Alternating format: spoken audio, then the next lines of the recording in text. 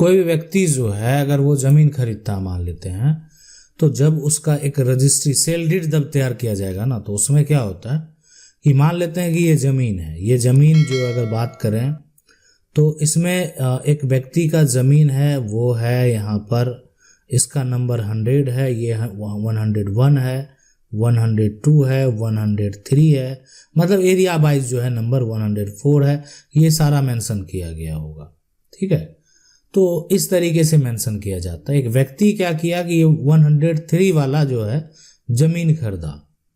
ठीक है, मतलब व्यक्ति क्या खरीदा कि 103 वाला प्लॉट है ना वो खरीदा, तो उसको क्या किया जाएगा, इस कागजात पर मेंशन किया जाएगा और इसके पोजीशन में 102 का पोजीशन 104 100 जो है यहाँ पर जो 1 है, ये सारा जो है मेंशन किया जाएगा, ताकि ये इसके जो पोजीशन है और इधर जो भी है, मान लेते हैं इधर किसी प्रकार का सड़क है तो सड़क मेंशन किया जाएगा, रोड है।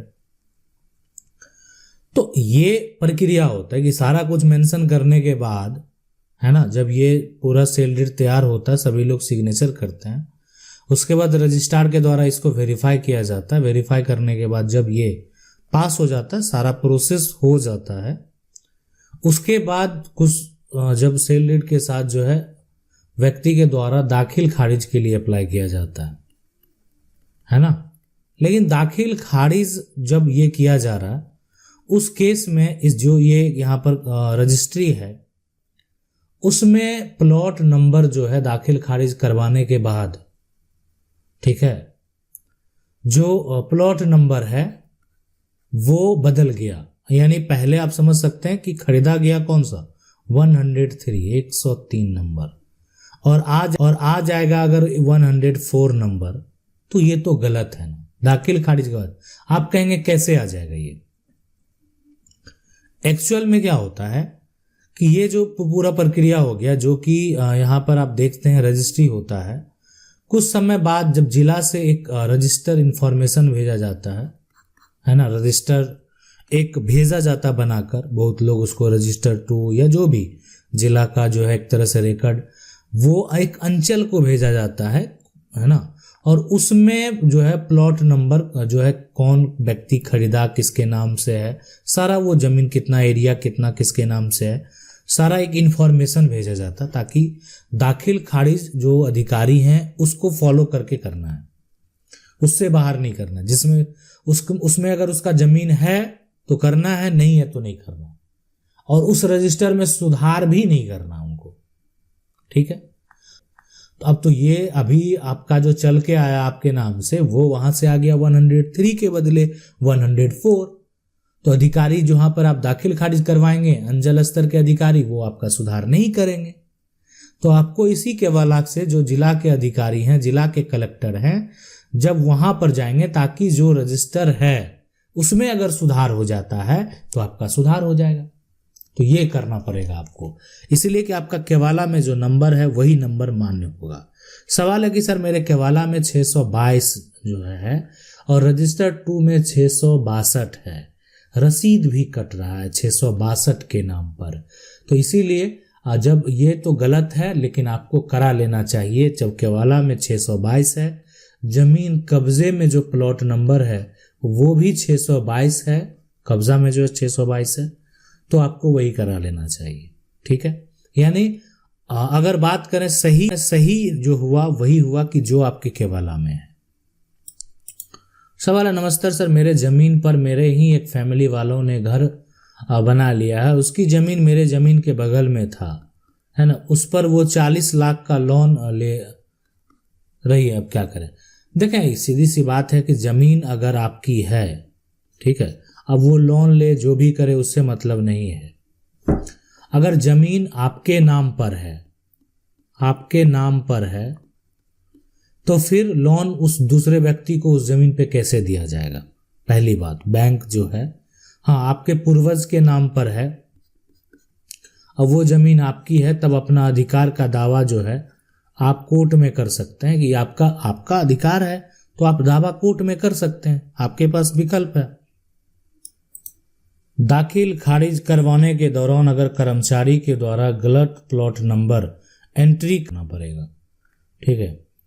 देखें, अगर मान लेते हैं कि कोई व्यक्ति जो है वो अगर दाखिल जो खारिज है ना, उसको करवाने के दौरान जो है अगर प्लॉट का नंबर जो है गलत कर दिया है, तो अगर आपका कागजात जो है ना, कागजात और जो रजिस्टर्ड वहाँ पर दाखिल खारिज के लिए मौजूद है वो रजिस्टर में अगर सही है, रजिस्टर में जो है सही है ना, तो उसका सुधार करने के लिए जो है बहुत राज्य में तो पोर्टल बना हुआ है। क्या पोर्टल पर सुधार के लिए ऑनलाइन अप्लाई कर सकते हैं, और बहुत सारे राज्य में आप ऑफलाइन कर सकते हैं। तो आवेदन करना होगा, साथ में आपको वो कागजात देना होगा। जो अंचल के अधिकारी हैं आप उनको आवेदन करेंगे कि आपके साथ ऐसा ऐसा समस्या हुआ, आपका जो एक तरह से प्लॉट का नंबर है वो गलत एंट्री कर दिया गया है। लेकिन अगर उनका जो रजिस्टर जिला से प्राप्त हुआ होगा, अगर वो रजिस्टर में भी प्लॉट नंबर गलत होगा, तब फिर आपको उसका सुधार जिला से करवाना पड़ेगा। सवाल है सर, मेरा जो है दादाजी के नाम पर जमीन है और रसीद भी कर रहा है, पर उस जमीन पर कब्जा कोई और ने किया है, वंशावली में भी जो है हमारा ही नाम है, क्या वो जमीन हम जो है पा सकते हैं? देखें, अगर वो दादाजी के नाम पर जो है ना, दादाजी के जो है एक तरह से नाम पर जो है वो जमीन का रसीद जो है वो कट रहा है, ठीक है, रसीद कट रहा है ना, कट रहा है।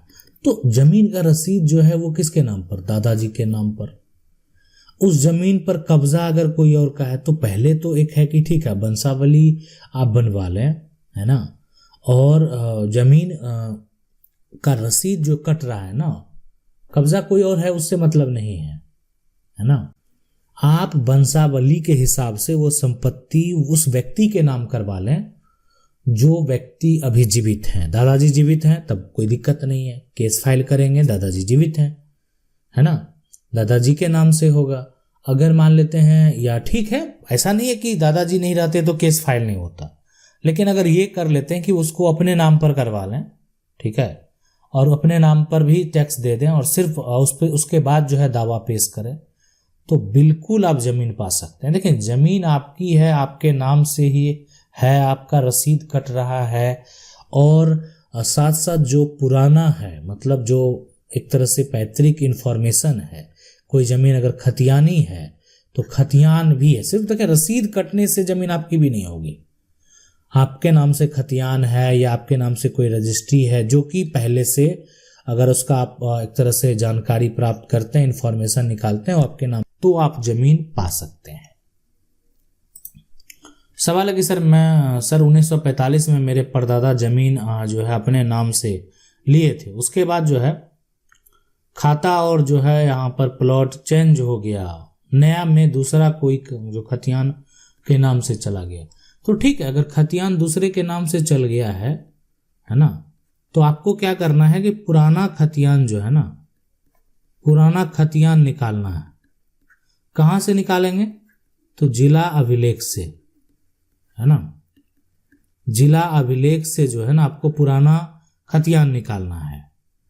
पुराना खतियान जिला अभिलेख से निकालने के बाद जो है नया किसके नाम से बना है वो भी पता होना चाहिए, और जो भी जिसके नाम से बना है उस पे केस फाइल करेंगे। उसमें जितने लोग हैं, ठीक है, जो व्यक्ति अभी जीवित हैं, जीवित जो व्यक्ति है जिसके नाम से खतियान बना, उसके ऊपर केस फाइल नहीं होगा।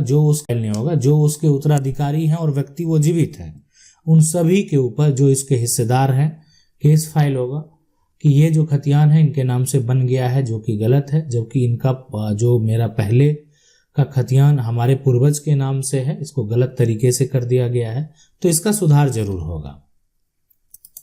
सर जी, मैं एक जमीन खरीद रहा हूं जिसका जमाबंदी जो है बड़े भाई के नाम से है, बंटवारा जो है नामा से अभी भी भाई का हिस्सा है, उसके छोटे भाई से मैं जो है खरीद रहा हूं।